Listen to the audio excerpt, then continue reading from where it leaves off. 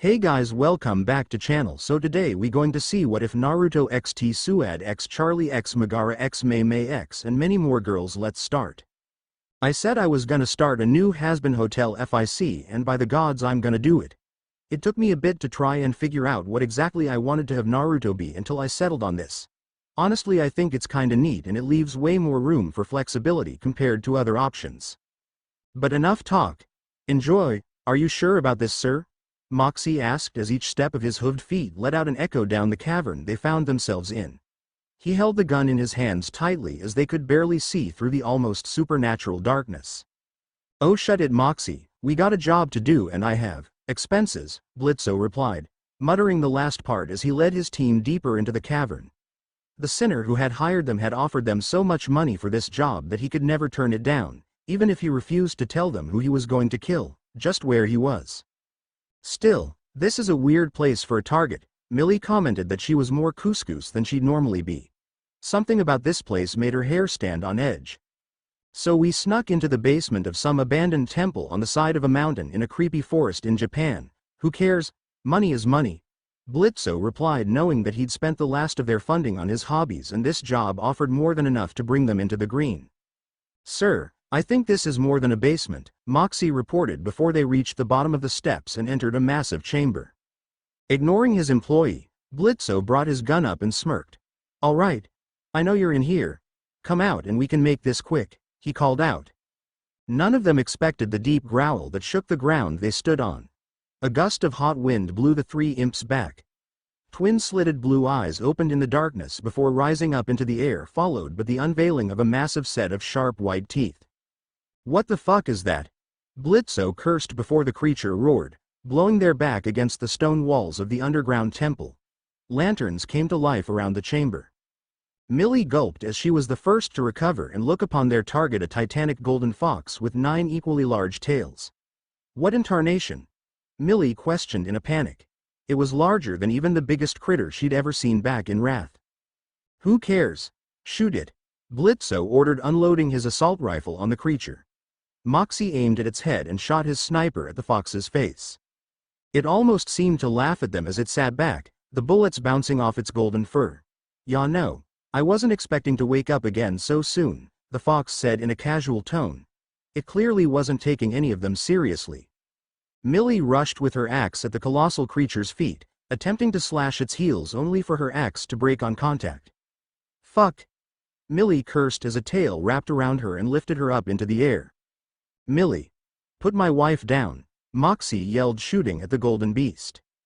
Geez, just put the damn weapons away and no one has to die, it complained, throwing Millie down at Blitzo with the casual flick of its tail.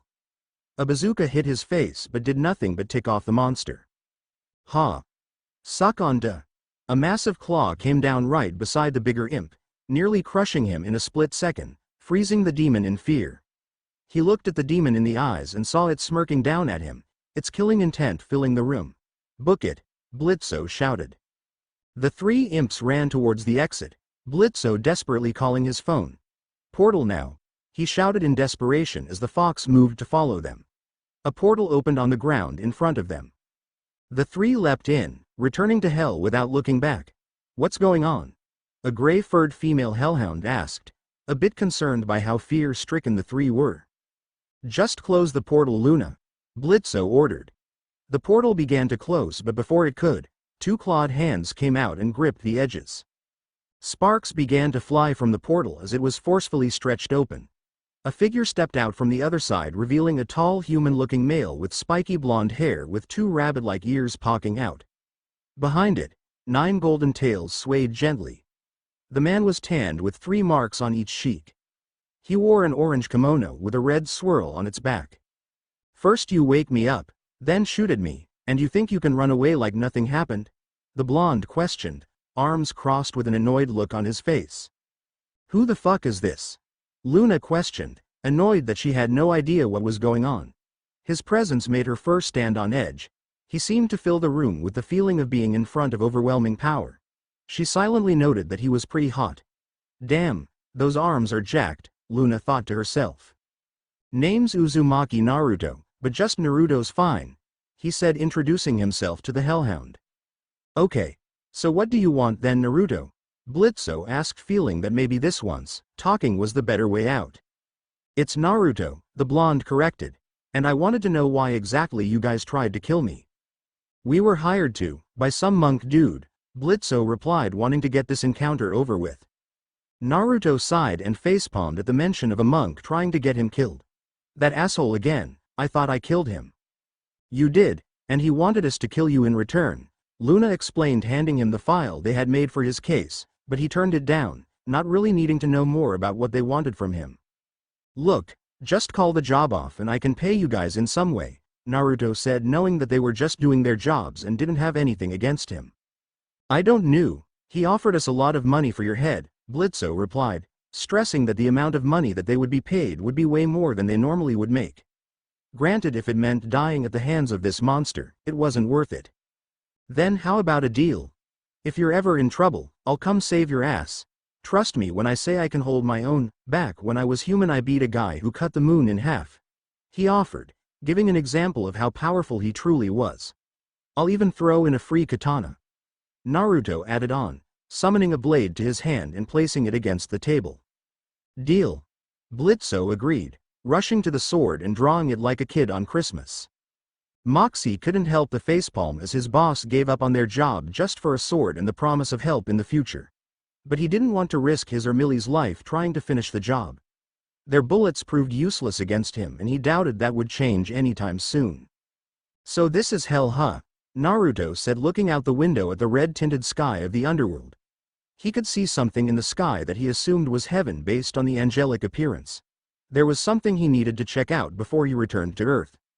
Yeah, better than that musky game of yours, huh? Blitzo asked, accidentally cutting his desk in half with the extraordinarily sharp blade. Rolling his blue eyes, Naruto chuckled. Yeah, guess you can say that, he said before looking back at the four. So if someone died, would they end up here?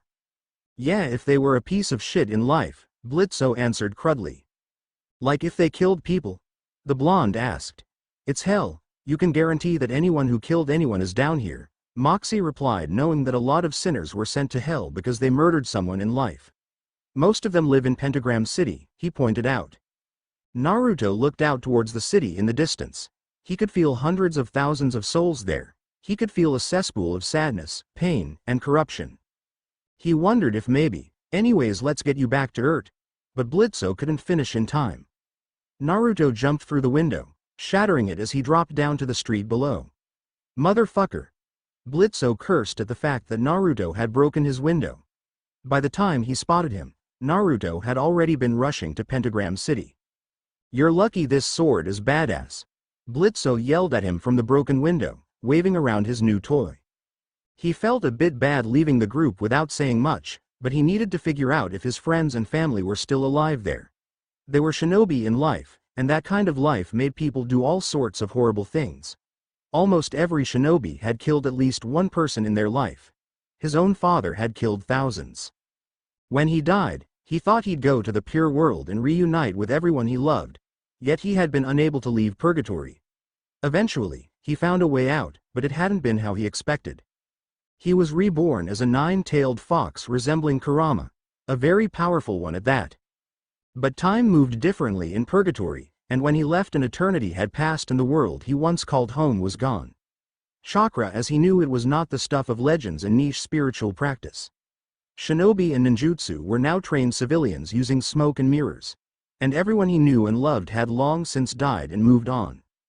In the thousands of years since he returned, he tried his best to help people. To some, he was a demon that brought catastrophe, and to others, he was a god who brought good fortune and wealth to those who deserved it. Yet he was always alone. It was hard to bond with people who saw him as something more than human. He tried hiding the nature of his existence, but then it made any connections he made feel fake given how many secrets he had to hold back. Arriving in Pentagram City, he saw demons of all shapes and sizes walking around. Some were very humanoid like him, while others were completely transformed into monsters. He saw signs of sex, drugs, bars, anything and everything sinful under the sun seemed like it was but a few steps away here. He quickly noticed that they all seemed to be preparing for something, boarding up windows and hurrying to their homes. His senses expanded outwards to try and sense anyone who felt familiar. Anyone would do. Hell, he'd even take Orochimaru or Madara over no one at all. "Hey, watch where you're going, bozo," someone yelled as he rushed past him to put boards over his door. "What's going on? Why is everyone boarding up their houses?" Naruto asked the demon, who looked back at him like he was stupid. "You daft? It's fucking extermination day. Now stop wasting my time," the man said before going back to fortifying his house. "Extermination day," Naruto repeated as he continued to walk through the streets of the sinner-filled city. He seemed to be the only being not in a panic. He spotted a massive clock on a tower, slowly ticking away. Passing by an electronics store, he saw a demon with a TV for a face. "Come on, attention all citizens, that extermination day is starting in 10 minutes. I encourage all of you to spend the day watching all of our lovely programming," the demon said before it switched over to some comedy about cannibals. "Hey sexy, why don't you come to spend extermination day with us?" A set of female demons came up to him, pressing their assets against him. His cheeks flushed as they were barely wearing anything at all, but he had a mission. "Sorry, but I have to go," he said, puffing out of existence. A massacre. That was what he witnessed as he watched over the city. His golden tails swayed slowly behind him as if reacting to the sadness he felt in his heart. "Is that why I couldn't sense you, Hinata?" he muttered as he fought back the tears aching to flow from his fox-like blue eyes. He hadn't seen his wife from his time as a human in so long. He had been looking forward to maybe seeing her again, and yet those hopes were quickly fading. Dread filled the blonde as his senses picked up the negative emotions that filled the city and became ever stronger. So many lives being snuffed out so quickly. The loss of loved ones and the desperate struggle to survive. Betrayals left and right. Agony. This place was in pure agony. It made him think of how people felt back during his time ages ago. But it was a different time back then, and humans had changed so much since then. But they also changed so little. His thoughts were broken by the angels sounding a retreat and returning back to heaven through a portal on the air. Part of him wanted to go through it after them, but looking around he felt he needed to know what was going on down here. Why were angels here slaughtering sinners? Jumping down to the blood-covered streets, he couldn't help but feel bad as he passed body after body. Just as people began to poke their heads out from their hiding spots. No one paid him any mind as he explored the ravaged city. However, one thing stood out to him, the angelic building near the center of the city. It was like a slice of heaven had been dropped down in the middle of hell. What confused him was that if heaven had a presence here, they must have known about the exterminations. From what he knew, heaven should have been the keepers of all things good. So why were they sending angels down here? Why were they killing people without even giving them a chance to speak? It was then that he spotted a trail of golden blood leading into an alley. Following it led him to the sight of a tall blonde woman with pale skin and red circles on her cheeks. She wore a red suit top over a white button-up shirt with black dress pants. The injured woman had short ashen hair and gray skin with a pinkish-colored eye. Her clothing looked worn and dirty, consisting of a white tank top with 2 X's on it and a white skirt over black shorts. "Get back!" the injured woman yelled as she picked up her weapon and got in front of the blonde woman. Raising his hands up, he tried to seem as harmless as possible. "I'm not here to fight, I just don't know what's going on and feel you could use some help," he said, waiting for her to put her weapon down before approaching further. "Name's Uzumaki Naruto," he said, introducing himself to them. "Vaggie," the woman with gray skin said with a hint of hesitation. "Hey, I'm Charlie," the blonde girl said a bit awkwardly as she poked her head over the one-eyed woman's shoulder. Naruto smiled as he approached the two. "Here, let me try and heal you," he said gently as he reached up toward Vaggie's eye, his hand coated in a golden-orange flame. The girl recoiled a bit at the sight of his glowing hand, but his serene smile and the severe pain she was in did its job in getting her to relax a bit at the suggestion that he could ease it. As soon as the orange glow made contact with where her eye used to be, she felt a flood of calm filling her as the pain of getting an eyeball gouged out left her. A second later the feeling was gone, but the pain didn't return. "Thanks," she muttered softly, gratefully for the relief. "Sorry, I wish I could remake your eye," he apologized. He figured that whatever took out her eye must have had special properties that made it harder to recover from. "But I was able to stop the bleeding at least and heal it so it won't hurt as much," Naruto told her kindly. "I should get going. I have to find a place to rest that isn't a dumpster." Vaggie said, looking a bit dejected at the current state of her life. It felt like just a few hours ago she was on top of the world. One of the top performers among her peers, and now here she was, discarded and alone. Charlie looked between the two before smiling. Well, if you two need a place to stay, I have a hotel. I would love to have some guests, she told them excitedly. Vaggie looked to the ground, knowing that she had no place to go now that her commanders had betrayed her. She couldn't go home, and she knew nothing of hell aside from that it was filled with demons and sinners, people she didn't particularly trust. However, looking at the golden-haired angel, she knew that there was something that separated him from regular winners. However, when he healed her, she couldn't help but feel the pureness of his energy, like she was bathing in the light of the sun. I would like that, she told Charlie with a nervous smile. I don't know about staying there, but I could use a nap, and if you could tell me more about hell, I'd appreciate it, Naruto said, knowing that he needed to find out more about what was going on here. He needed to know about what had happened to his loved ones. Great! Charlie shouted excitedly that she finally got people to stay at her hotel. It was still a work in progress, but she was sure that with some elbow grease, it would all come together. Happy Hotel, leading the two in, Charlie made a grand motion to the rundown lobby of the building. Welcome to the Happy Hotel, she announced to the two as a cockroach fell on Naruto's head. Wow, looks homely, Naruto said, flicking the bug off his head. I know it's not much to look at, but soon this place will be where sinners from all over Pentagram City come to be redeemed, she told them with a wide smile on her face. Redeemed? The two newcomers to hell asked, not sure what she meant by that.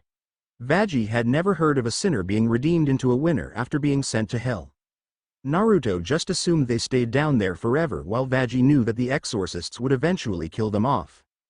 Yes, she shouted as she bounced over to them and dragged them over to a whiteboard with several crudely drawn pictures.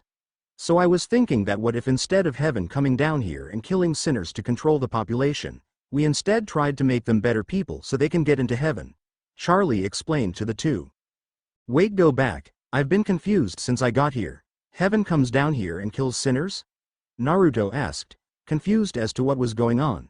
He'd never heard of this cycle back in heaven. Vaggie froze a bit and Charlie looked back at him wide-eyed. Wait, you didn't know about the exterminations? She asked. Maybe he was a recently deceased and he had no idea what was going on. I'm new around here. The answer seemed to be enough to satisfy them for the moment. After all, a new demon wouldn't know about what was going on, especially if they arrived in the middle of it all. But what happens to the people who are killed by those angels? Charlie looked away. They're gone, for good, she answered him honestly. The shocked look on Naruto's face told an entire story as his hopes of seeing the people he knew in life shattered completely.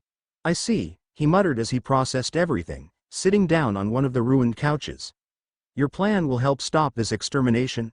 The blonde asked Charlie, who nodded vigorously. Yes. Lucifer's daughter exclaimed, happy that he was asking more about her plan to rehabilitate sinners. You see, if there is no overpopulation problem, then there'll be no need for exterminations, she added, holding up a picture of a bunch of people happy in heaven and hell. I'll join, Vaggie said, touching the cloth that covered the spot where her eye once was. She had been betrayed by her leaders because she showed mercy to a sinner demon. But he was just a kid, someone who never got a fair shot at life as far as she knew. Plus it would stick it to Adam and loot. Charlie gave her a gigawatt smile, ecstatic that someone was willing to join her. Same, he said, standing up with a resolute look on his face as he decided that even if he couldn't save his people who had been cast down to hell, he could save those who still had a chance at getting into heaven. If there is even a chance that someone could be spared and make it to heaven, then they should have it, Naruto stated as he knew this wasn't right. Everyone deserves a chance at forgiveness. Yay! Charlie exclaimed, bringing the two in a tight bear hug. Naruto let out a sad smile as he accepted Charlie's embrace. He knew that he probably could never bring back those he lost, but at the very least he could prevent future souls from being destroyed in the same way. So what now? Now we start getting this place in shape, she announced as the hotel looked to be on the blink of collapse and it would take a decent amount of work to get it in working shape. A wall broke down behind her, causing the upper level to collapse as well. Not again. Again? The two questioned at the same time. Charlie laughed nervously at the question. The hotel may need a bit of work here and there, she said, trying to gloss over how bad the state of the building was when in reality it was borderline falling apart. But that can wait until tomorrow. How about we get some food? Naruto perked up at the suggestion.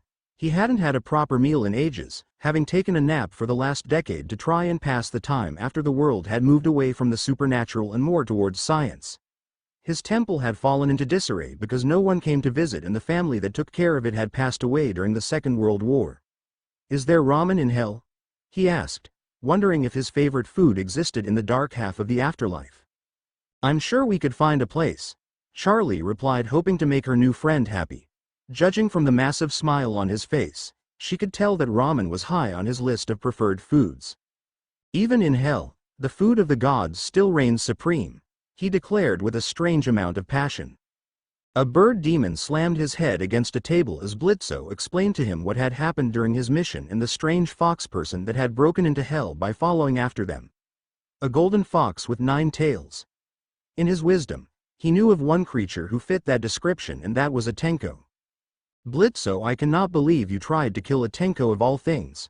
Why didn't you do more research on what you were sent to kill? Stolas yelled. He knew that if it got out that someone or something from outside of hell had gotten in and was running around unsupervised, it could get him in hot water. A what? Blitzo asked. A very, very powerful spirit that doesn't belong to heaven or hell. They're unpredictable, strong, and smart. And you just let one into hell, Stolas explained, stressing how dangerous this creature could be. He doubted that Blitzo had any concept of what a Tenko was, let alone a kitsune or yokai, but from what the Goetia knew, they were akin to gods. Pacing around, Stolas looked at Blitzo. You need to find him, before someone important notices him, Stolas ordered. Blitzo sweated at how firm the high-ranking demon was being on the issue. He knew he fucked up by taking the job, but he didn't think it would be this bad. And if he refuses? The imp knew that he couldn't do anything to the supernatural fox. His whole team had been putty in his claws when they confronted him the first time. Stolas pinched his beak. Then you call me and I'll deal with him, Stolas answered. And then I hope I can convince him to not do anything stupid. Ah. Ramen, it's been too long, Naruto cried out, much to the embarrassment of the 2 ladies sitting across from him. How many years had it been since he had a good bowl of ramen? He had resigned himself to stay away from humanity for so long. It hurt him to see people around him but not being able to talk to them as equals. So, how did you die, Naruto? If you don't mind me asking, Charlie asked, hoping she wasn't being insensitive. Naruto hummed. Noodles hanging from his mouth, much to the amusement of the blonde princess. Oh, I don't really remember. Really? It's only been a few hours? Vaggie asked, wondering if maybe sinners didn't remember how they passed away. Naruto's eyes widened as he realized the confusion. Oh, you think I died recently? He concluded before laughing. I died over, I'm gonna say, at least 10,000 years ago. Purgatory made it hard to tell time. 10,000 years ago? The 2 shouted at the same time. Then how are you just getting to hell now? Charlie asked, knowing that it shouldn't have taken that long for Naruto to manifest in hell. Maybe he fell from heaven like her father? Oh, I followed some demons from Earth. Stupid idiots tried to kill me. He complained about the 3 imps that had disturbed his sleep because they were hired. I showed them what happens when you mess with the wrong kitsune. The whiskered blonde gloated, remembering the thrashing he gave those demons. Wait, you came from Earth? Vaggie asked, confused. Yep. So what are you? Charlie asked. Seeing that they were confused as to what he was, he figured he'd explain to them what his deal was. Okay. So I died a very long time ago, but instead of being sent to heaven or hell, I was reincarnated as what the Japanese call a kyubi no kitsune. A bit ironic since people accused me of being one my whole childhood when I was human, he commented, knowing that it was kind of funny that people from his village thought of him as the demon fox, only for him to turn into one post-death. That's so cool, Charlie exclaimed, mystified at the prospect of supernatural creatures native to Earth that she had never seen before. She thought Earth was just filled with humans. She didn't think that there were special demons that weren't native to hell. I thought that maybe in hell I could find my loved ones. But guess they must have been exterminated a long time ago, Naruto lamented, knowing that it was useless to hold on to the hope that he might still find his family here. The 2 looked saddened by his words. So why stay? Vaggie asked. I believe people deserve a second chance. My loved ones may not have gotten one, but I know they would have wanted me to help others get one if possible, he told them honestly.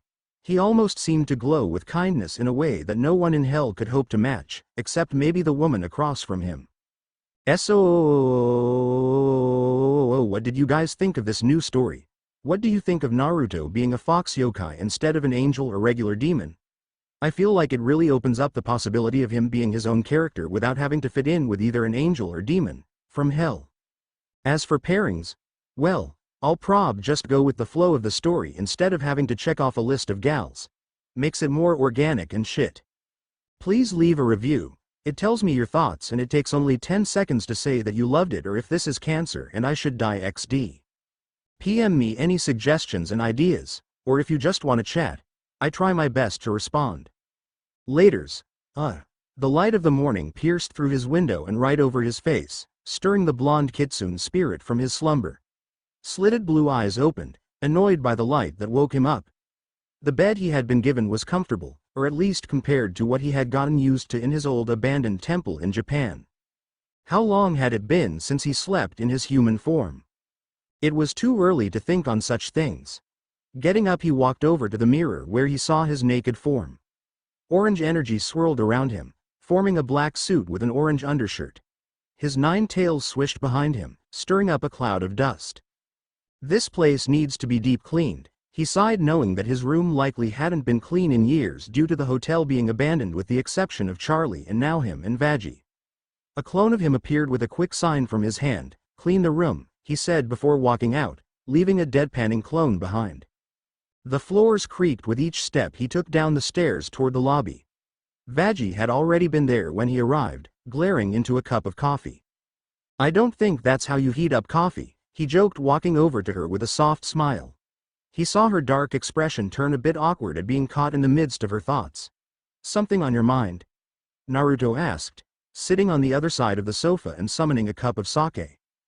Just thinking about how I got here, she replied with a strained smile. He could tell that she was forcing herself to stay positive, yet she wasn't lying. I guess people never expect to end up in hell, the blonde commented, figuring that she was likely upset that she had been sent to hell in the first place. You can say that again, Vaggie muttered, taking a sip of her coffee. She wasn't like Charlie, who had been born here, or Naruto, who was here by his own choice. She had been forced to be here. She had no choice in this. Adam had damned her to hell. Adam, that bastard. The cup shattered in her hands. Naruto's eyes widened slightly at the sudden surge of anger. Are you okay? He asked, worried that she might have burned or cut herself in the act. Vaggie's lone eye widened at what she had done. I'm fine. Sorry, just a lot on my mind, she said, standing up and looking at her coffee-covered clothing. It was her only outfit. What was that? Charlie asked, walking in wearing loose pajamas, her hair out of her ponytail and disheveled. She saw the shattered mug on the ground and Vaggie covered in coffee. I got a bit too in my head, haha, Vaggie admitted. Here, Naruto said, his energy swirling in his hand, forming a kimono. Go change into this, he offered, knowing that she didn't have anything else to wear. Vaggie took the outfit from Naruto's hand, quickly noticing just how soft the fabric was despite it being made from his energy. Thank you, Vaggie said before going to change in the restroom. I feel bad for her, he said to Charlie, his face falling as he thought more about the silver-haired woman. But guess that's why we gotta find a way to redeem people, he said, raising a saucer of sake before downing it in one gulp. Charlie nodded her head in agreement. It's people like her that I believe deserve a second chance, she affirmed. In her eyes, Vaggie was someone who, as far as she knew, was a good person. Sure, she must have done something to end up in hell, but that didn't mean she didn't deserve the opportunity. Would we be able to go shopping today? Vaggie asked the two blondes. She didn't really want to ask Naruto to make her clothing every day, and she doubted that she'd fit into any clothing Charlie would have in her closet. Of course. It could be our first outing, Charlie exclaimed, excited to get to work in redeeming Vaggie. We'll get you to heaven in no time. Vaggie froze when she heard that Charlie intended to send her to heaven. She knew that it wouldn't happen, but she needed a place to stay. Right. Plus this would be a good time for me to get to know hell, or at least this part of hell, Naruto added on. If he was going to help people here, he needed to know what he was working with. I'll go call the limo. The three residents of the Happy Hotel rode in the limo Charlie had called for them. Naruto watched as creatures of all shapes and sizes lived out their lives in hell. It almost reminded him of Earth, even if a bit more chaotic. He saw sinners doing drugs in broad daylight, the occasional murder or mugging, or at least attempted murder, since sinners couldn't die without the use of angelic weapons. Overall, a lot of them sucked. I know some people can be a bit rough around the edges, but I promise you that there's good in them, Charlie exclaimed, seeing the frown on Naruto's face as he looked out the window. Naruto smiled back at Charlie. Don't worry, when I was human I met quite a few people who people thought were unredeemable but changed their ways later on, he reassured. My best friend tried to kill me more than a few times before I got through to him. Vaggie raised an eyebrow at that. Your best friend tried to kill you? Yep. Bastard shoved a lightning-covered fist through my chest, he said, laughing. He had long since forgiven Sasuke for that spat. It wasn't their last fight, but it certainly set the tone for their future ones. Humans can use magic? Charlie questioned, not knowing that humans could do stuff like that. Naruto hummed a bit as he thought of an answer. A long time ago they could. Most people now can't, he replied, figuring that there were still some people out there able to do supernatural things, especially if they invoked demons to help them. The world was different back then, Naruto added on, recalling how the world had changed ever since he died. The two women silently wondered just what kind of life Naruto had lived before he died, especially if it resulted in him becoming a fox spirit instead of being sent to heaven or hell. What about you, Vaggie? Naruto asked the one-eyed warrior. She figured that if she ended up here in hell, she must have had some sort of story. I really don't want to talk about it, she replied, knowing that she would either have to lie to them about her backstory or tell them the truth and risk them reacting badly. Fair enough. The blonde shrugged, not wanting to dig deeper than Vaggie felt comfortable sharing with them, he said before spotting the imps that had opened the portal that eventually led to him coming down to hell in the first place. They looked like they were looking for someone, showing people a crudely drawn picture of him. Hey, maybe you two should go on without me, Naruto suggested. What, why? Charlie asked, wanting her fellow blonde to stick around with them. Well, what if Vaggie needs underwear? He asked, getting a blush from the one-eyed woman. See, she might not be comfortable with me around, Naruto pointed out. I agree, Vaggie muttered. Naruto patted Charlie on the head. I'll meet you both in the hotel later, he said before producing a paper tag. Slap this on any surface if you need me to come quick, the fox spirit told them as Vaggie took the paper. See y'all later. To their shock, Naruto vanished in a swirl of wind and leaves. Where the fuck is this asshole? Blitzo asked, irate that they had been looking for hours and found next to nothing about the blonde fox. How hard was it to find a golden fox spirit with 9 tails in hell? He was pretty sure there was only one down here. Behind you, Naruto said as he walked up to the three who aimed their guns at him. Come on, really? He questioned, a tail knocking the guns away before they could even think of pulling the trigger. I came here to talk, not fight. But I'd gladly go for a round 2 if we need to first, he offered, not being against beating the three if it meant they'd listen to him. No, I think we're good, Blitzo said, not wanting to get into a fight against Naruto if it could be avoided. So why are you three looking for me? He asked, getting straight to the point. Well, you see, sir, we were told to bring you back to Earth, the shorter of the two male imps said meekly, hoping that the fox spirit wouldn't turn his wrath on them. Naruto sighed but shook his head. Sorry, but I can't go back to Earth right now. I found something I need to do down here, he told them. He had promised to help Charlie try and help the people of Hell get to heaven if they worked to become better people. Yeah, that's not gonna fly, bucko. Stolas was very clear that you had to go back home, Blitzo reported. He didn't want to have to call Stolas to help them with their situation, but he knew that there wasn't really any way he could force the blonde to come back to Earth with them. Naruto narrowed his eyes. I told you, I'm staying. If this Stolas person wants to make an issue of it, he can come here himself, he replied firmly. Please don't act too harshly towards my associates, an eloquent voice said as a bird demon appeared behind the three imps. He looked like an owl in regal clothing with a crowned top hat with 2 red eyes on them. They were merely following my direction, he said as the three moved aside for him. Stolas, I presume? Naruto asked, figuring that this was the demon who had sent I.M.P after him to get him back to Earth. You would be correct, Stolas said, giving a small bow. I am Stolas, Prince of the Ars Goetia, he introduced himself. Naruto, The blonde Tenko replied, offering a hand to the demon. While he wasn't exactly happy that they wanted to send him back to hell, it didn't mean he had to be rude to them. A pleasure, but I'm afraid I must insist that you return to Earth. Please understand that a being of your magnitude can severely affect hell. As a prince of hell, I cannot allow you to stay here and risk the security of the whole realm. Stolas tried to explain to the fox spirit, who frowned that he was being judged for what he could do rather than what he was intending to do. Look, I get it. But I promised Charlie that I would help her, and I can't help here if I'm sleeping in some cave on Earth, Naruto reported, having found something to do that felt important to him for the first time in ages. Charlie, Stolas said, the dread of knowing who Naruto had gotten into contact with already starting to crawl up his feathered back. You don't mean Charlie Morningstar, do you? He asked for clarification. Yeah, Princess of Hell, daughter of Lucifer, wears a cute red suit, that Charlie. Fuck, Stolas muttered. The Goetia had been hoping to reach Naruto before he ran into someone who could pretty much stonewall his efforts to get him back to Earth. While it wasn't as bad as Naruto falling in league with Lucifer himself, this was close to the worst-case scenario for them. Naruto! Charlie shouted, running back to him. You have my credit card, she said, remembering that Naruto had held on to her card after she almost let some sinner borrow it to buy some drugs.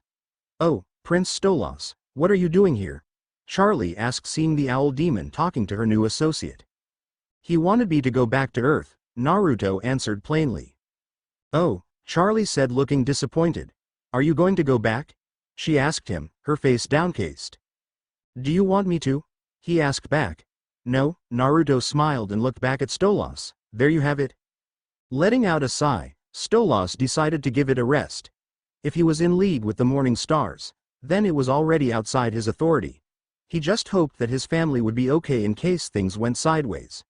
As far as he knew, the only beings who could realistically bring the blonde under control were the royal family or possibly one or more of the Sins.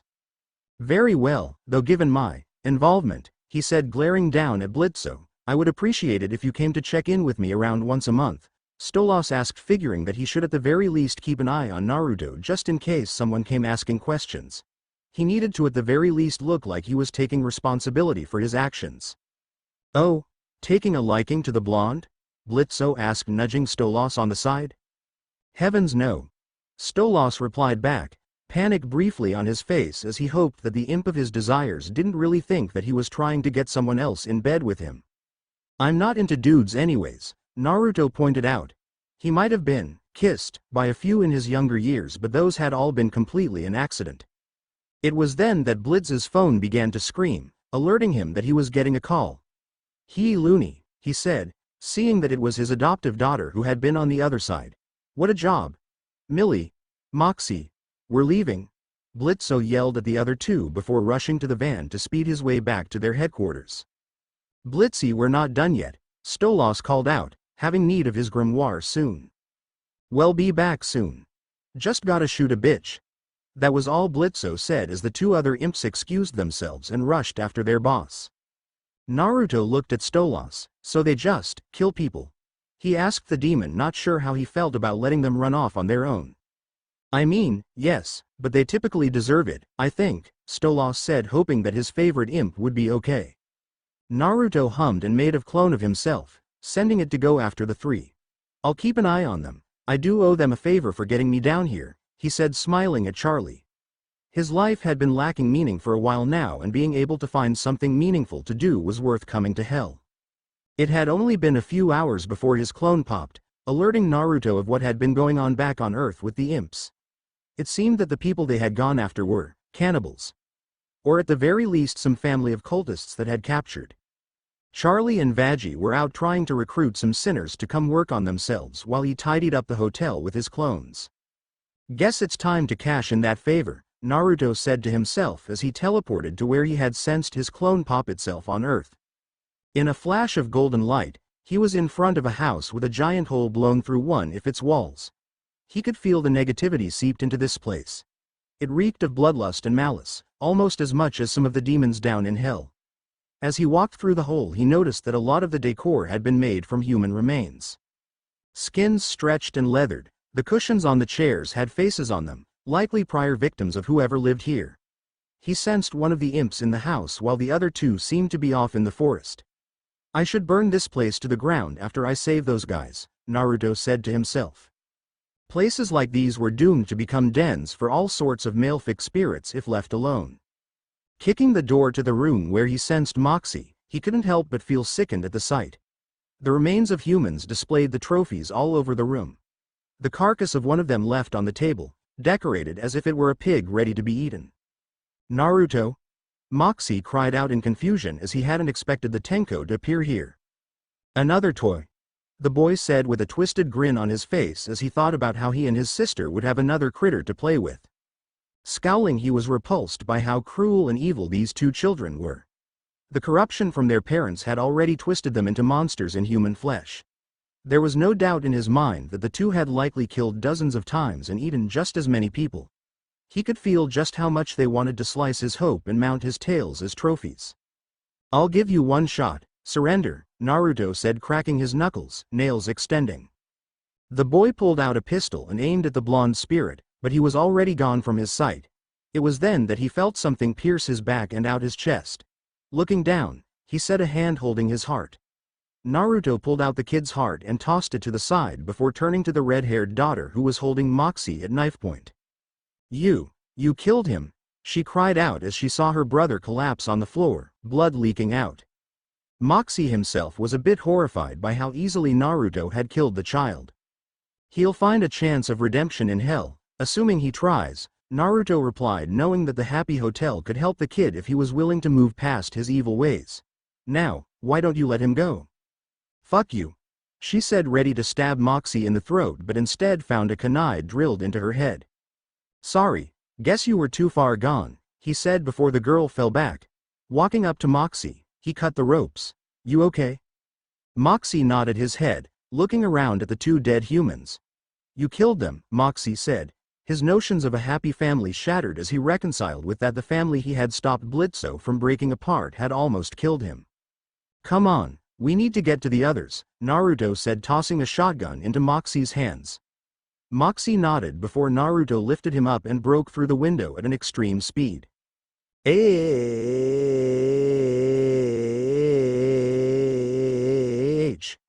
Moxie yelled as he wasn't used to moving as fast the speed that Naruto was moving. Naruto spotted a curvaceous woman aiming her gun at Blitzo and Millie, who had been tied to a burning fire. Oh! He yelled, getting her attention. As she turned around, he leapt up and kicked her face into the ground. Moxie! Millie cried out as she saw her husband in Naruto's hands. The male imp jumped down and started to untie them. What are you doing here? You trying to steal our job? Blitzo accused. Another sacrifice to our Dark Lord, Martha said, getting up, blood dripping down her face as she recovered from the kick. God, her tits are huge, Naruto muttered before Moxie shot the woman in the face from behind him. That was for threatening my wife, Moxie said, feeling that he needed to make up for his mistake at the start of the mission. Nice shot, Mox. You're still not getting paid, and neither are you, Blondie, Blitzo said, looking at the spirit, who rolled his eyes before he noticed the husband attempting to sneak away while they celebrated the death of Martha. Where are you going? Naruto asked as he appeared in front of the man and lifted him up into the air by his neck. Looking into the man's eyes, he scowled as he witnessed Ralphie's life of evil and cult-like dedication to human sacrifice in service of his Dark Lord. With the twitch of his wrist, Naruto killed him and dropped the body. Looking back, he saw that Blitzo had called in the portal for them to return to hell and followed after them back to the imp office where a cake was ready for them. Moxie, you did it. Millie celebrated as she was happy that her husband had finally stepped up and shot someone when he would have hesitated in the past. He finally learned how not to fuck up, Blitzo joked. And that killing people isn't bad if they try to kill you back, Millie added on as she cut a piece of cake for herself and Moxie. That's fucked up, but I paid for it, commented before everyone started to laugh. And damn, Naruto, I didn't expect you to just snap that dude's neck like that. Honestly, it was badass, Blitzo said to the blonde, who rolled his eyes. He was evil, he needed to die, the blonde replied before looking at. Sure, her soul was tainted given that she murdered her husband, but at the same time it was nowhere near as bad as some of the other people here in hell. If you ever want to give redemption a chance, miss, try visiting the Happy Hotel, he told her, wanting to possibly recruit someone. I'll give it some thought, she replied with a grateful smile on her face. As the party continued, Naruto approached Luna, who had gone off on her own to drink a beer on her own away from the others. Hey there, he said, joining her, 2 beers in hand as he handed one to her. What do you want? Luna asked, not sure how to act with the fox spirit.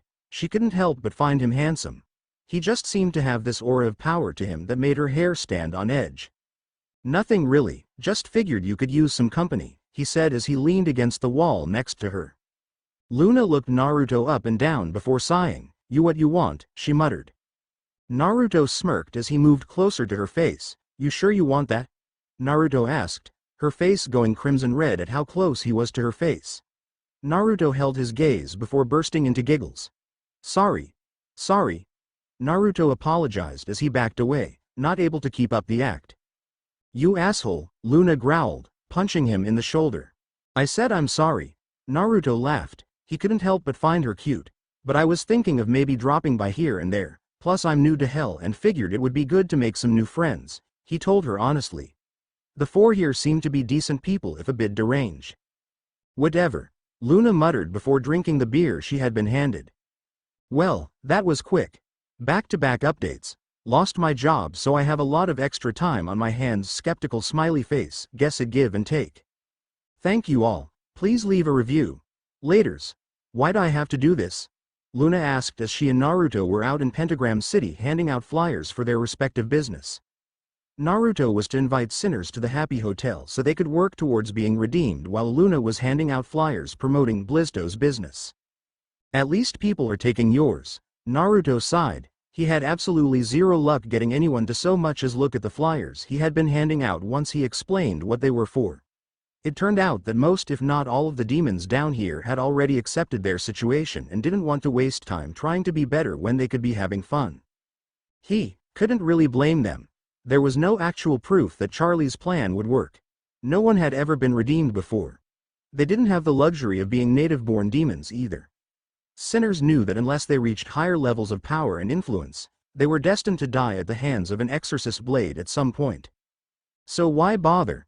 Luna looked away as her tail nearly touched one of his 9. At least he's bearable to be around, she thought to herself. If she had to do this with Moxie, she might have blown her head off. Wanna trade?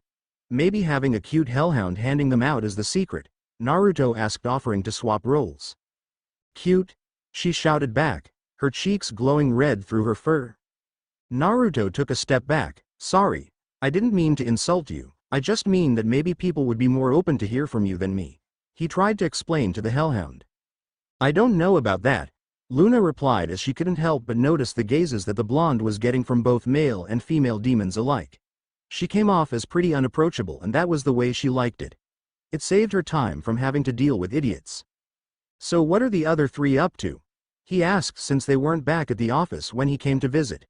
It had just been Luna on her phone with a stack of papers that Blitzo had left for her to hand out and post around the city. Originally she planned to just throw the flyers away in the shredder and call it a day, but when the blonde showed up and asked if she wanted to join him, she gave in.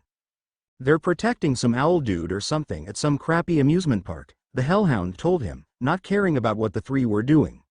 They were making money and that was what mattered in the end. Plus it gave her a quiet day away from them and with her new blonde friend. Oh, you mean that Stolas guy? He asked but got kicked in the shin. Shush, it's a secret, she growled, not wanting it to get around that Stolas had been working with I.M.P. She knew damn well that many of their activities were considered illegal and the last thing she needed was the divine fox spreading the word. Naruto wasn't really bothered by the kick but acknowledged that it was a sensitive issue. Stolas probably wouldn't have revealed their connection to him had they not been directly responsible for him being here. Sure, Charlie knew too, but she wasn't that involved in the more political side of hell and he didn't think she'd tell Lucifer. Charlie wasn't on the best terms with her father. My bad, Naruto said before deciding to give up for the day. It had been 2 hours of failing to get anyone to take him seriously. If anything, he got more offers for sex or to join them at a bar to do drugs than anything else. I'm done for the day, he told Luna, sealing away his remaining flyers for another day. Luna looked around before throwing the rest of her papers in the trash. Maybe someone would come digging through, or not, she didn't care at this point. Wanna go to a party I was invited to? She asked with a nervous smile. Charlie and Vaggie were busy today, so he figured it'd be okay for him to socialize a bit. Sure, I haven't gone out to a bar in, well, a long time really, he answered, figuring that the last time he went to have a proper drink had been in Japan when some Susanoo guy asked him to help get sake so he could fight some monstrous snake. He didn't want to get involved with that back then. Luna's ears perked up when he accepted his invitation. Really? Like, you for real? She asked to make sure he wasn't just messing with her. She had been planning on going alone, but if the hot blonde wanted to go with her she wouldn't mind. Sure. I haven't been to a party in centuries, Naruto said, excited at the prospect of getting to go to a party. Naruto and Luna stepped out of a taxi that had driven them from the Pride Ring to the Gluttony Ring. Luna had changed into a strapless black dress with a pentagram on it, while Naruto had used his power to alter his clothing into something more fitting, wearing a black t-shirt that hugged his body and dark blue jeans. Luna couldn't help but sneak in some glances at Naruto's physique. While he wasn't overly bulky, he was far from scrawny as his body seemed trained to perfection. By the time they arrived, the party was already in full swing. "Wow, this place is packed," Naruto said as the two entered the building. The whole building had been filled with hellhounds and imp of all types of looks. Luna rubbed her arm as she wasn't used to being around so many demons, let alone having someone come with her. "Hey, is that Luna?" "It's me, Fid from the Pound." A short pitbull-looking hellhound came with 2 bottles of beer in hand. Looking up at Naruto, the hellhound offered one of the 2 drinks to him. "That your date?" he asked Luna. "Yes, no, I mean." Luna replied, unsure of what to say, so instead she grabbed the bottle and chugged down its content. "Whoa. Someone's trying to catch up quickly," Fid laughed, thinking that Luna just wanted to hurry up and join the party as soon as possible. Naruto raised an eyebrow at Luna's strange behavior but just chalked it up to her being nervous about being around so many others. "Cheers," Naruto said to Fid before drinking some of his own. It was sweet and significantly stronger than what he had before at the mission success party. "Hope y'all can handle your Beelzejuice, we got plenty on tap," he said before he was called over by another group of hounds. "Hey Luna?" Naruto said, getting the secretary's attention. "Yes?" she asked, standing upright. She desperately hoped that her 9-tailed companion wouldn't hear her call him her date before she corrected herself. Naruto smiled and rubbed the top of her head. "I'm here for you, so relax a bit, okay?" he said, trying to be supportive of her. Luna was a bit taken aback by his supportive nature but nodded his head. "Good, now let's go get another drink." "Luna! Luna! Luna!" The whole crowd seemed to chant as the gray and white hellhound as she held a pitch of liquor to her mouth, chugging it. The last drop went down her throat. When she finished, the whole crowd cheered at her accomplishment. She didn't know how much time had passed since she and Naruto arrived. All she knew was that she was having the time of her life. Naruto had kept his promise and stayed by her side the whole time as she slowly opened up to others. Her face was flushed and her vision was blurry. She found it kinda hard to walk as she stumbled her way to Naruto, who was watching on, tripping into his arms. "Zoe," she slurred as he helped her get her balance back. "You okay?" he asked, concerned for her after having drank so much. Luna looked up, her white eyes meeting his worried blue ones.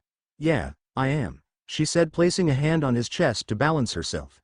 "How about we hit the dance floor and get you another drink?" she said, feeling that he could use more to drink. "Sure thing," the fox spirit said as they moved over to the dance floor, finding a spot where they had some room for themselves. A waiter carrying a tray of drinks walked by, Naruto grabbing one as they danced. As Naruto drank, Luna smirked and turned around. His eyes widened as he felt a tail wrapping around his waist and a toned ass rubbing against his groin. Luna had taken the initiative and started to grind on him, biting her lower lip as she felt him growing through his pants. Luna?" he asked, only for her to reach back and wrap her arms around his neck, leaning against him so that there was no space between them. "Your scent drives me mad," she said, moving her ass in circles on him. Hey, people are starting to stare," Naruto said, a bit shy at how some demons were starting to look at the two. Turning around, Luna pressed her chest against his. Smiling up at him, the smell of alcohol was fresh on both their breaths. "Then give them a show," she whispered into his ear before claiming his lips in a surprise kiss. Naruto lost his strength as he found himself responding to her advances. His tails wrapped around her as they made out. Luna moaned into the kiss, tasting the booze in Naruto's mouth. Whoa! Looks like Luna is making her move, one of the party-goers said, pointing them out. Luna was too lost in her own days to be flustered or embarrassed by it. Get that bone girl! A female hellhound yelled. Everyone make way. Get these two a room to get their freak on. Woohoo! Another said as everyone parted and started to push the two into an empty room before closing the door. 7 minutes in hell. One declared to the cheer of the party. You are entering horny jail. The two stumbled onto the bed, Luna on top of him. Their tongues locked in a heated duel against one another as their bodies pressed against one another. Naruto turned them over, then pulled back away from her. Gods, you're hot, Naruto muttered as he felt her grinding her hips against his member. You gonna fuck me or wimp out? She asked, reaching for a bottle next to the bed and chugging more liquor before handing the bottle to Naruto, who shrugged and drank the hellish liquid. Are you sure you want this? Naruto growled into her head, only to feel a clawed hand cup his manhood over his pants, rubbing it until it got painful to keep it inside. Fuck me, she said pointedly. Her hand brought her dress up, exposing her moistened black lingerie. She moaned as Naruto traced a finger over her covered folds. She could feel his finger lightly pressing into her, but not enough to penetrate her. Don't you dare tease me, she growled. Naruto moved her panties to the side, 2 fingers slipping into her. Luna's breath hitched when she felt something enter her. Her back arches as she felt his finger pumping in and out, her fluids starting to flow. A hand reached up and grabbed Naruto's head, fingers running through the golden locks before bringing him down for a kiss, muffling her moans. Pulling his hand out, Naruto broke the kiss off and took his pants off, tossing them to the side before pushing Luna's legs open. Luna held her legs back, leaving her lower entrance open for Naruto. Without a second thought, he plunged into her. Luna's eyes widened as she felt herself spread wide open. It took her a moment to get used to his size, but in seconds Naruto was already moving. She could feel every stroke of him, the thick head of his member digging deep into her body, striking at her core. Fuck me harder, she commanded from her, wanting the blonde to plow her more. As you command, he replied, using 2 of his tails to hold her legs back and pulling her back against the bed's headboard. With his hands now free, the Tenko pulled the top of her dress down, exposing her breasts to his sinful gaze. Ah, she cried out as his mouth cupped one of her buds. She could feel his teeth pressing down on it, nibbling and sucking on it. Her back arched as she felt waves of pleasure from her chest and her hips. Every thrust, every suck, every grope brought her closer to her climax.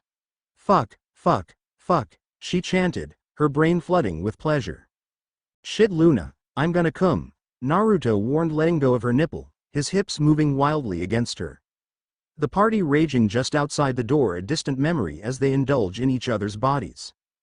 Don't you fucking dare pull out, Luna growled, glaring at him. She wanted to feel his seed inside of her. Each thrust came faster than the next as Naruto raced towards his own.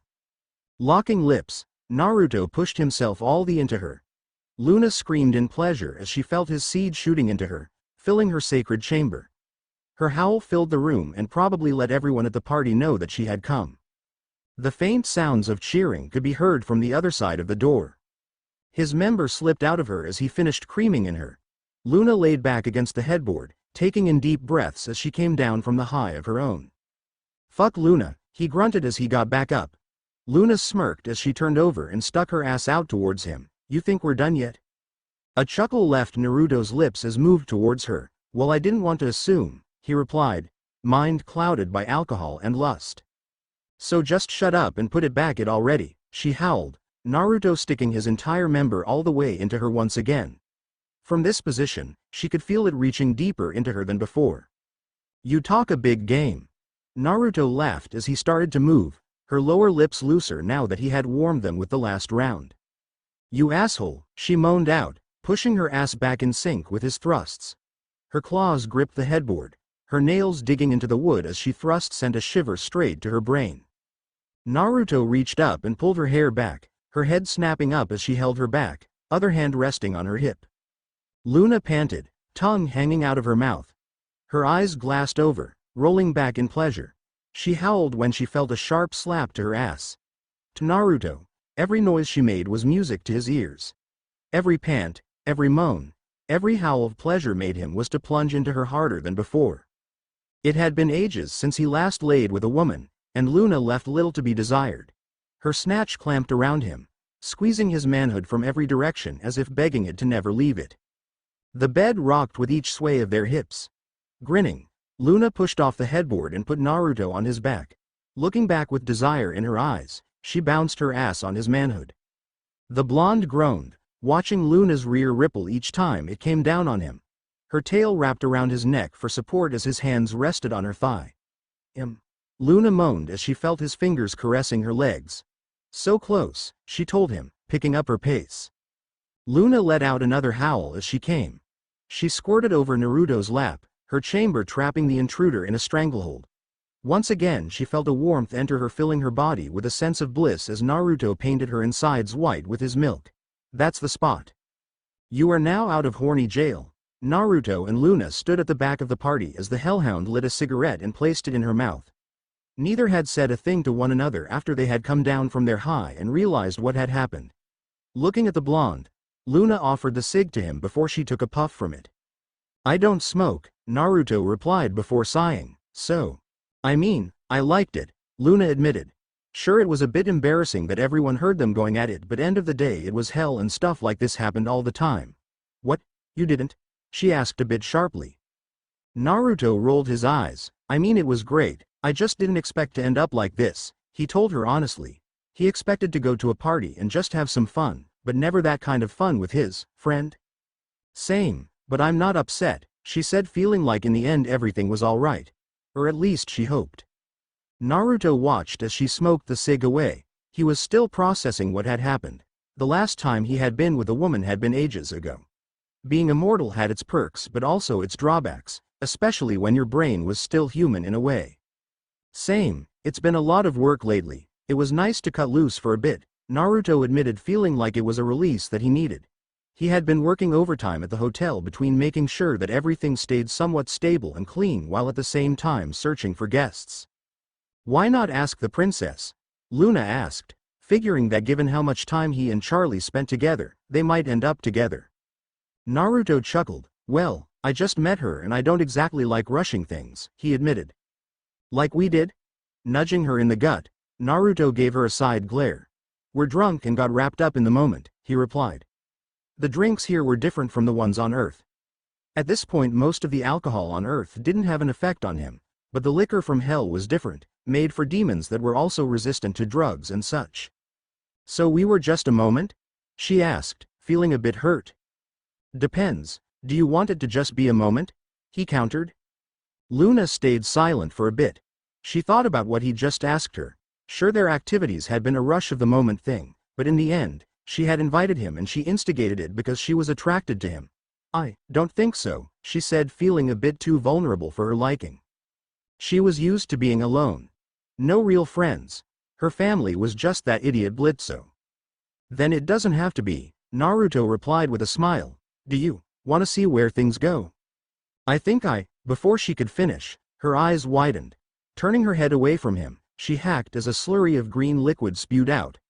Naruto rushed to her side to hold her hair back while she vomited the contents of her stomach. Guess someone drank too much, he joked. Fuck you, she growled as she finished. You already did. Blitzo tapped his foot as he waited for Luna to get home. It was already past 2 a.m. and she still hadn't returned. Loony, where are you? He muttered as he tried calling her phone again to be sent to voicemail. Before he could try again, he heard a knock at the door. Rushing over, he yanked it open and aimed his gun at the person on the other side. Naruto? He questioned before seeing a sleeping Luna in his arms. The smell of booze was thick on both of them. His eyes narrowed as he felt protective over his adopted daughter. You have 3 seconds to tell me what happened before I blow your brains out, he warned. Rolling his eyes, Naruto used one of his tails to grab and lower the gun. We were at a party and she drank a bit too much, he explained as he walked in. Looking at the room it was clearly hers. He brought her in and attempted to put her in but found that she was clinging to him a bit too tightly. Hey Luna, time to go to bed, he said, shaking her away. Stay here with me, Luna cooed. Sorry, but I gotta go, he said, getting her to let go and setting her down in bed. covering her with a blanket before leaving the room to find a rather perturbed Blitzo. The imp tapped his food as he wanted the blonde to leave his daughter's room. "So, care to tell me what happened?" he asked, knowing that he couldn't take on the blonde, but by Satan, he would try if he hurt his daughter in any way. "We went to a party and got a bit too drunk," Naruto replied, not lying but not telling Blitzo the full truth. He didn't know how the imp would react if he told him that he and Luna hooked up at the party. Blitzo narrowed his eyes before sighing. "Well, thanks for bringing her home safe," he said, grateful that Naruto had at the very least gotten her back here. The last thing he needed was Luna getting wasted and getting lost somewhere or stranded at the party. "Well, I gotta get back to the hotel. See you later, Blitzo," Naruto said in return, feeling tired from a late night of partying. Hopefully, he didn't keep Charlie up too late, worrying about where he was. "Oh wait," Blitzo said, running after him. "We got a huge caseload coming in tomorrow for spring break. Figured you could come with us?" he asked, thinking that he could use the extra help getting some of his marks done. Naruto raised an eyebrow at the request. "I'm not really into killing people, and what if you try and leave me stranded back on Earth?" he accused, pointing a finger at Blitzo, who rolled his eyes. "Please, as if your god-like ass doesn't already have a way back here," Blitzo retorted, knowing that someone as powerful as the nine-tailed fox before him would easily have a way to return to hell now that he already got here once. A wide smirk spread over Naruto's lips. "Damn, already catching on. I must be losing my touch," he laughed, knowing that even if Blitzo left him on Earth, he had left a mark back at the hotel that he could use to instantly return to hell. He also left one at the I.M.P base, but no one needed to know that yet. Well, there are gonna be a lot of people there, and maybe a few demons too. I figured we could use some muscle just in case shit hits the fan, ya know," Blitzo clarified. He didn't really need help killing humans, but he knew that it was also prime season for other demons to come after humans. They were pretty good with weapons, but in the end, they were still imps. And running into the wrong demon could really screw them over. "I'll see if I'm free," he said before vanishing. Blitzo turned to check on Luna, who was snuggling against her pillow. A warm smile on his face. "Harder, Naruto," she moaned in her sleep, causing the imp's smile to drop.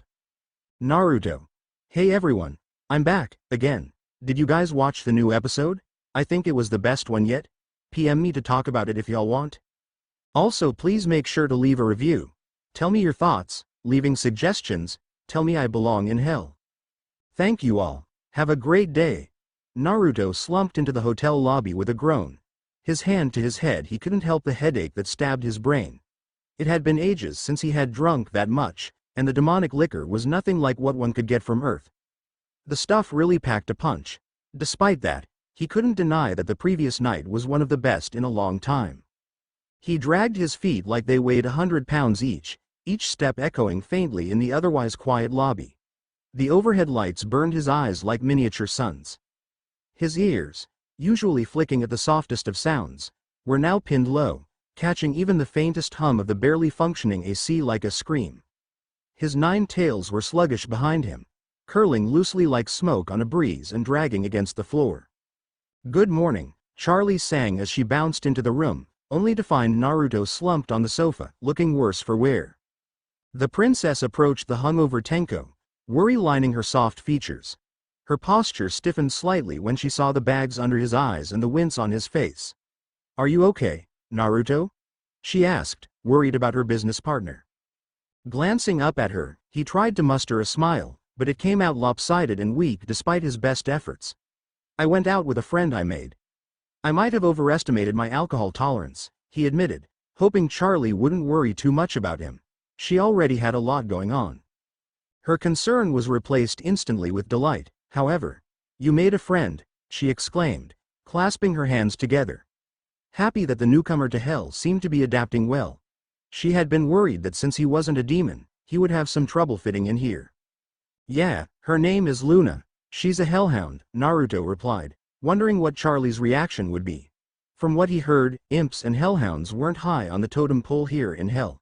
They were considered pretty much at the bottom of the social hierarchy. He wouldn't lie. He would be pretty disappointed if the princess looked down on them, too. But to his relief, Charlie's expression didn't falter.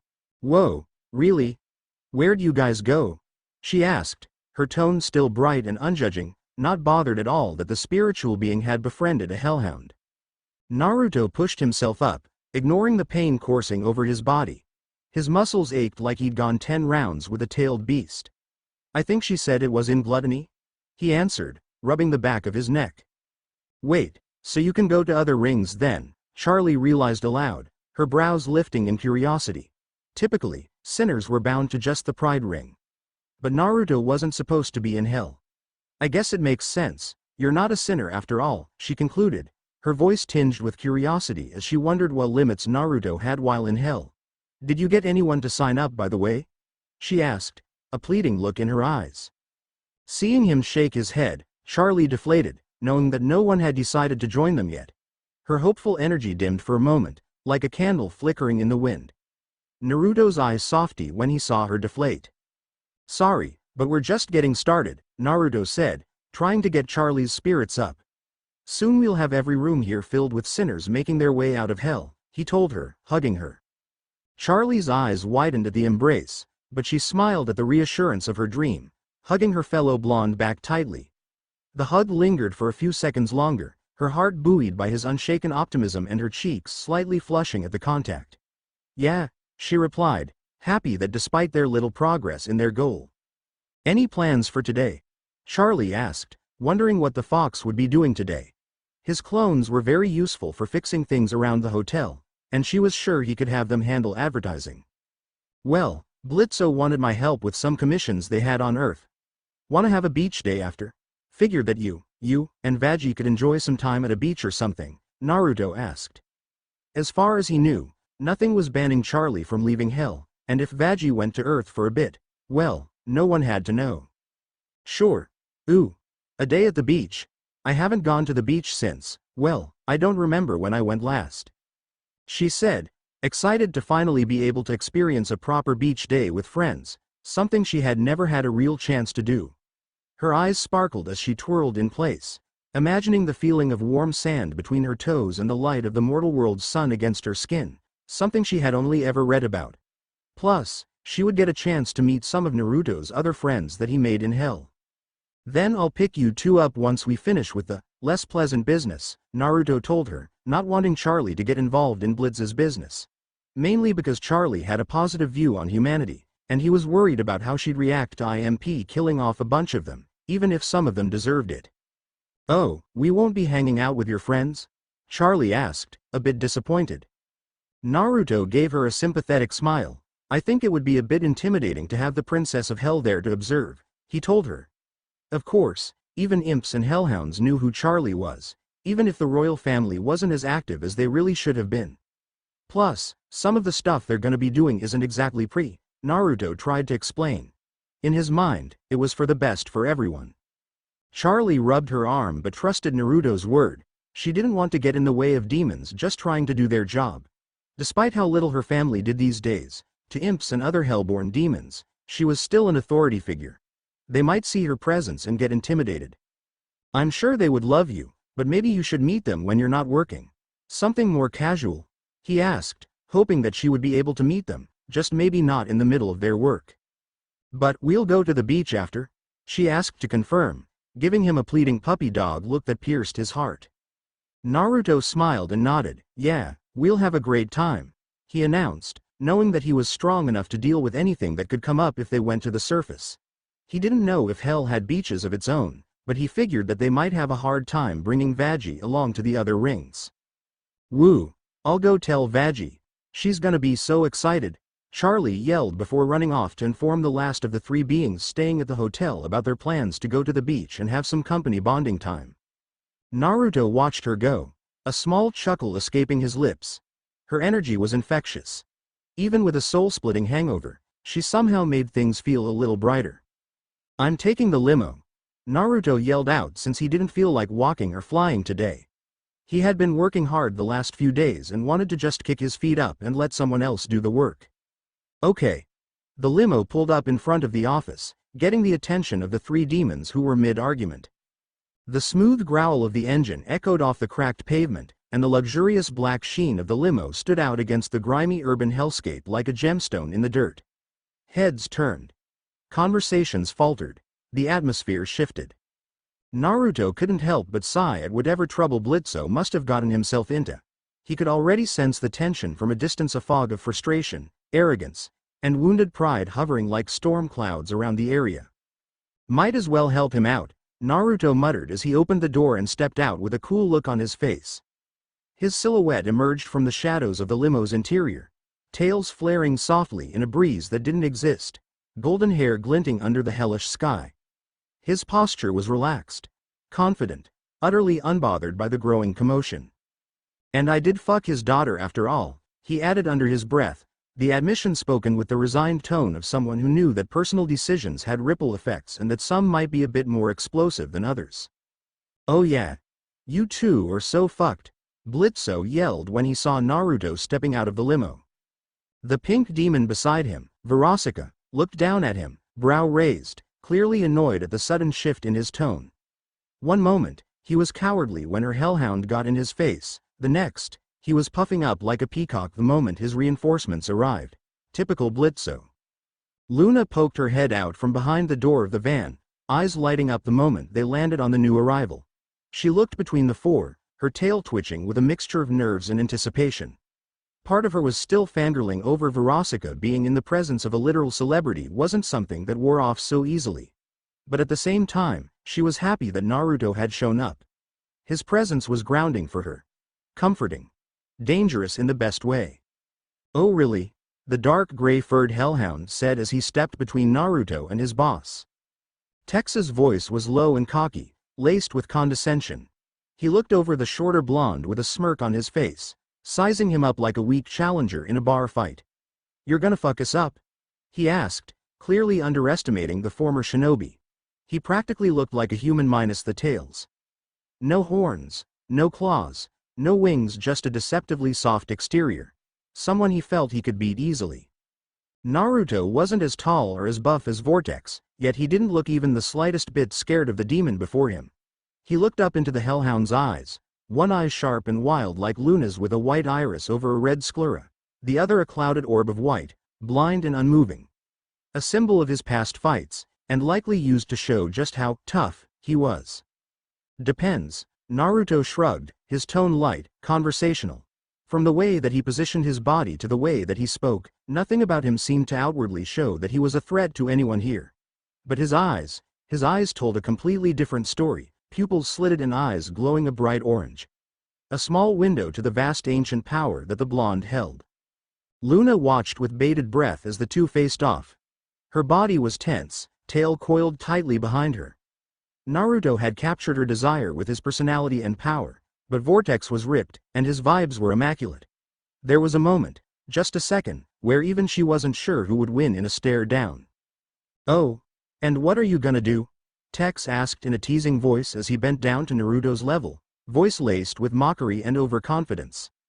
"Oh, Blitzo, maybe you should tell your friend to back off before Tex really messes him up," Verosika added to her ex-boyfriend, her voice smug and taunting. Naruto didn't say anything, but a small smile drifted onto his face, thin and knowing that he had the whole situation under his control. "You want to know?" he asked, the amusement in his voice carrying a dangerous undertone. "Oh, enlighten me, hee," Tex replied, only for his torso to be torn open, his blood splattered across the parking lot. Where Naruto once stood was a massive fox larger than any building in the city, with a single claw piercing its chest. The monstrous fox lifted its body toward its titanic mouth before devouring him in a single bite. Then it all snapped back to Tex and Naruto staring at each other.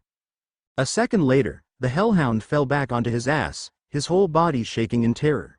His hands rushed toward his chest, desperate, frantic, feeling around for the hole that had been torn into him, only to find that he was completely okay. But the memory, what he saw, lingered in his brain.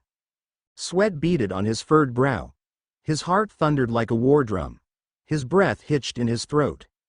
Naruto crouched down to his left and smiled, voice barely above a whisper. "Good puppy," he said before standing upright again, brushing imaginary dust off his jacket and walking past them toward an ecstatic Blitzo and a shell-shocked Verosika. "So what's the deal?" he asked the two, tone casual, but eyes still glowing faintly from whatever power he'd just unleashed. "This whore is stealing my parking spot," Blitzo yelled at the succubus, throwing his hands up in outrage like a man wronged by the universe itself. Shaking off the shock of seeing Vortex get dominated so easily, Verosika gave Naruto a once-over. Her eyes slowly roamed across his frame, re-evaluating everything she thought she knew about him. No one would deny that he was handsome and powerful if the display of strength had been anything to go by. "Well, who is this handsome hunk?" she asked, brushing her hair back, the seductive glint in her eyes unmistakable. She wouldn't deny that Naruto was attractive, so she wouldn't mind a chance to jump on his bones if given a chance. "Name's Naruto Uzumaki," he introduced himself. His voice was even, but there was a faint edge of weariness in it. He was already tired of dealing with their petty drama. "Sue, you took his spot?" "Well, we needed a parking spot and we found one. He should have gotten here earlier," she replied, crossing her arms defiantly. It was hell, and rules were rarely enforced in general, so even if Blitzo had a proper claim to the spot, no one gave a fuck. "This is our spot. Naruto tosses this lipstick-wearing cumdump's car out," Blitzo said, but froze when he saw the glare Naruto was giving him. The blonde's eyes sharpened, like twin suns focused to burn a single target. "Please," Blitzo added, shrinking back, ears pinned low in submission. "No, figure out your own shit. I'm here to help you guys with your jobs, not settle domestic disputes," Naruto denied. His voice was firm, unwavering. He wasn't gonna get involved in something stupid like this. Plus, he wasn't going to let Blitzo boss him around. "Well, you heard him, later fuckface," Verosika said, glad that Naruto didn't just wreck her car. She gave Blitzo a smirk of superiority before turning to leave. Looking back, she noticed that Tex was still on the ground in fear, pupils dilated and limbs twitching faintly. "Tex!" she yelled. The hellhound snapped out of his stupor, jerking upright like he'd been electrocuted. He stood back up and followed, giving one final glance at the nine-tailed blonde, the memory of his death still replaying in his mind. I wasted so much time with a bag of holes like that," Blitzo sighed as he watched the two walk away from them. Naruto rolled his eyes at the comment, muttering something under his breath about pot and kettle. As the two left, Luna pushed the door to the van wide open. Her claws scraped the metal as it swung out violently, eyes wide and tail wagging with unfiltered excitement. "You know Verosika Mayday?" she practically barked, her voice an octave higher than usual. Her pupils were wide, shimmering with star-struck disbelief. Blitzo looked back at his adopted daughter before turning his back on everyone with an annoyed look on his face at the resurgence of his past love life. "Oh yeah, we dated," he said, trying to shrug it off, though the bitterness practically dripped off his tongue. "Was that before or after she became a pop star?" Millie asked curiously, leaning forward like she was hearing the juiciest gossip of the year. "You dated a pop star?" Moxie questioned, his voice full of disbelief. His arms were flailing slightly as he looked between Luna and Blitzo, like he couldn't reconcile the image of his grumpy, violent boss with someone who had actually been in a serious relationship, let alone with someone famous. Why are you all acting like it's such a shock?" Blitzo grumbled, narrowing his eyes. Naruto raised an eyebrow, his tails curling around him like a silent audience waiting for the next punchline. "Hello? It's Verosika Mayday. It's you? Is she blind? Suffering some sort of brain damage?" Moxie asked, getting a chuckle from the former shinobi, who had to cover his mouth to stifle a snort. "To be honest, I can't see you and her being in the same league, Blitzo," Naruto chimed in, tilting his head and letting his amusement show. His voice was teasing, but there was a glint of sincerity in his eyes. He couldn't picture it either. But he had to admit, the mental image of the little idiot with a bombshell like Verosika was almost endearing. Perhaps there was more to her than just being a horny demon. Blitz's glare could have ignited fire if looks could kill. "You all are making this into a way bigger deal than it needs to be. I don't pry into your personal lives," he snapped, waving his hands in the air. That statement was quickly rebuked by all parties around him. Blizzo very much pried into everyone's personal lives. "And I don't want to hear it from you," Blitzo yelled, pointing at Naruto, his voice full of exasperation. He was still peeved about him bringing Luna home late, and some of the things she said during her sleep left little for his already overactive imagination as to what happened. Naruto put his hands up in mock innocence, not wanting any problems with the adoptive father of the girl he slept with. Hey, she's a grown woman. She makes her own choices, he said coolly, although a flicker of guilt crossed his expression. He didn't want to turn this into a family drama. But he wouldn't deny that Luna was becoming something really special to him. What was sex with her like? Millie asked, her curiosity completely bypassing any sense of tact or timing. She tilted her head, genuinely intrigued. The casualness of her tone made it somehow even worse. Millie.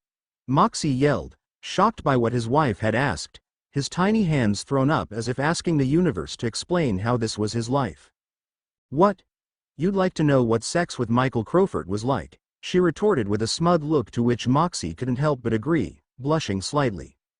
Naruto chuckled lowly, raising an eyebrow toward Luna, who was staring at the ground with a scowl that barely hid the pink tint growing beneath her fur. He placed a comforting hand on her shoulder. He figured that she probably didn't like Blitzo knowing about their nightly activities the previous day. Look, just drop it, Millie, find us a temporary parking spot, Moxie, Luna, Naruto. Let's go handle this shit, Blitzo ordered, his voice sharp with frustration as he stormed towards the building, leaving no room for argument. Naruto and Luna exchanged a knowing look, the hellhound rolling her eyes before following her boss. You think she saw me? Fuck, I did my makeup shitty today, Luna muttered under her breath, clearly agitated. Her voice was tinged with worry and self-consciousness. It was something rare from the normally guarded and agitated hellhound.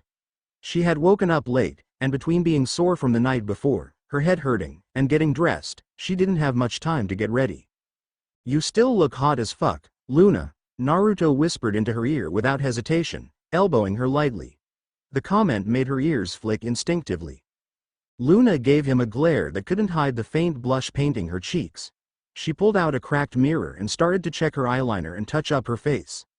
Naruto caught Blitzo glaring again, but neither he nor Luna seemed particularly interested in backing down. Watch out, Luna, Naruto said, grabbing her by the waist and pulling her aside before the distracted hellhound ran headfirst into Tex, who was waiting outside in the hallway. Her breath hitched from the sudden contact with her new lover. His hand was just slightly under her bust. She noticed how his hand lingered around her just a second longer than it needed to. An act that made her heart flutter. Aight, big man. Where is your bitch bag of an employer? Blitzo asked, storming up to the much bigger resident of hell. Vortex looked up at Naruto, who was casually staying back to let Blitzo handle things. She's in her office, he said, turning his attention back to the larger of the two imps. They didn't have room on the sushi floor, so we got one here. Cheaper too, he added honestly, though he did occasionally glance at Naruto with a level of respect and caution.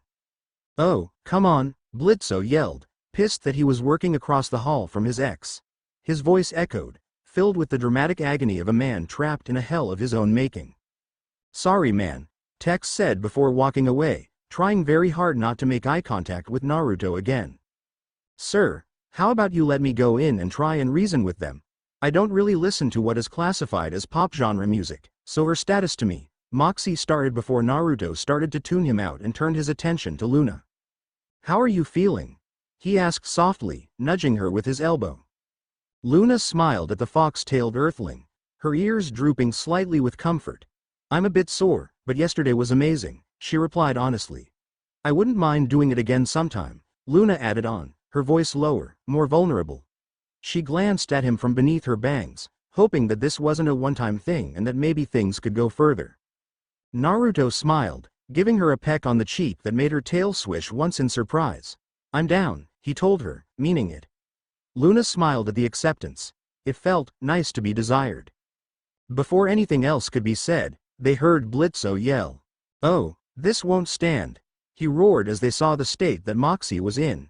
His hair was messed up, his shirt untucked, and there was lipstick on his face, but anyone could tell that he hadn't had a good time with his fellow demons. It was clear that whatever went down in the office wasn't exactly consensual on his part. To Naruto's surprise, he had never seen Blitzo this angry before.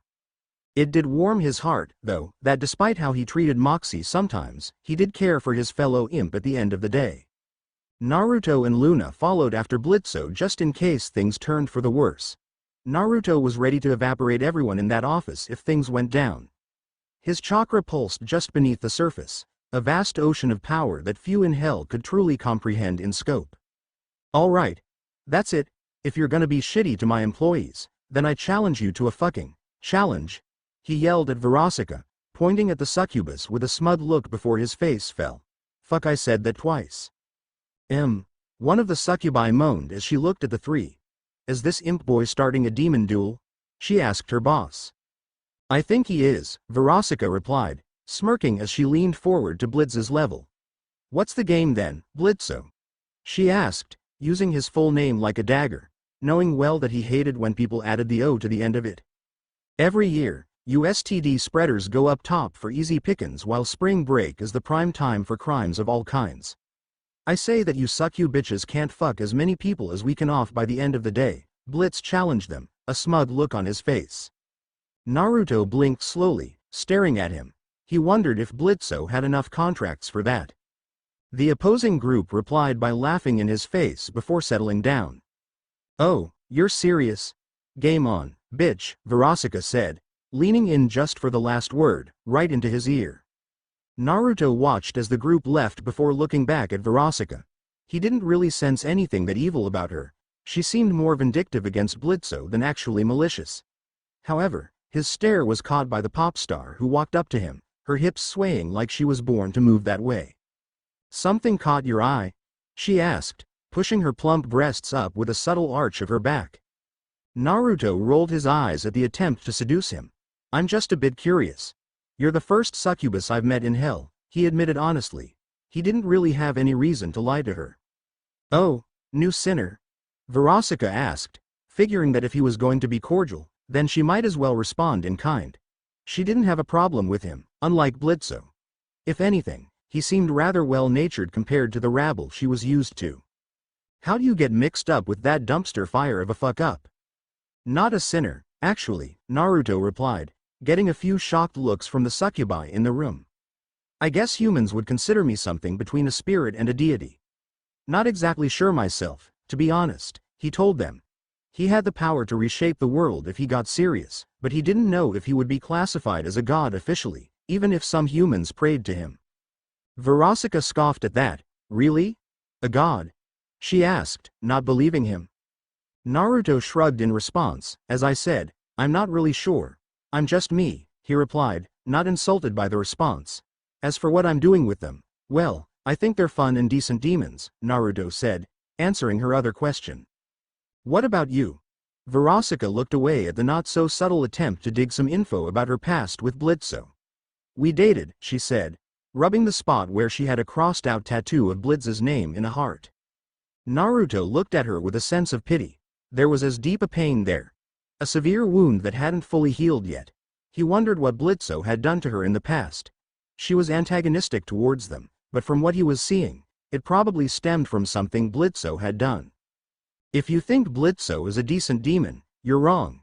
He's a selfish asshole. Someone who will use and throw you away, the succubus said, thinking back to all the shit Blitzo put her through. Naruto thought about what she'd said. Blitzo wasn't exactly the best person he'd ever met, but he was far from the worst. From what he gathered, hell was home to a lot of horrid individuals who had done terrible things to many people for years before their deaths. And when it came to the natives, there was little in terms of law enforcement. Maybe you're right. He probably was horrible. But I've always believed in giving people a chance, Naruto said as he turned to leave. Verosika rolled her eyes as she watched the blonde walk out of her office. Looking at Vortex, she noticed that he was oddly quiet the whole time. It almost seemed like he relaxed the moment Naruto left the room. You okay? She asked her hellhound. Tex looked a bit uncomfortable at the question. When he showed up, I felt like I was gonna die. No, I saw myself die. Whatever he is, he's not your run-of-the-mill demon, he admitted, recalling how it felt when he confronted Naruto. The vision of his own death was still fresh in his mind. How real it all felt. You actually believe he's a god? She asked, concerned that her employee might have gone mad. Look, Veer. I've met some powerful demons. I've even met one of the sins before. But that man is something else. Tex's words hung heavy in the air, and for a moment, even Verosika didn't have a snarky comeback. Her lips pressed into a thin line, eyes narrowing faintly as she looked out toward the hallway Naruto had exited through. I actually forgot to finish, post this lol. I'm gonna try and make an effort to update more. Mental health is a bitch. Been kinda on and off alive for the last year lol. Anyway, leave a review. Do it. Tell me your thoughts. Give me suggestions. And check out my other story, Fierce Shinobi. I'm having a lot of fun writing it and it has been on my bucket list for like a while. I love Lowe's and writing a crossover with Majora's Mask, my fav game ever, is huge for me lol ps. I just found out baklava is fucking amazing. Lol ca.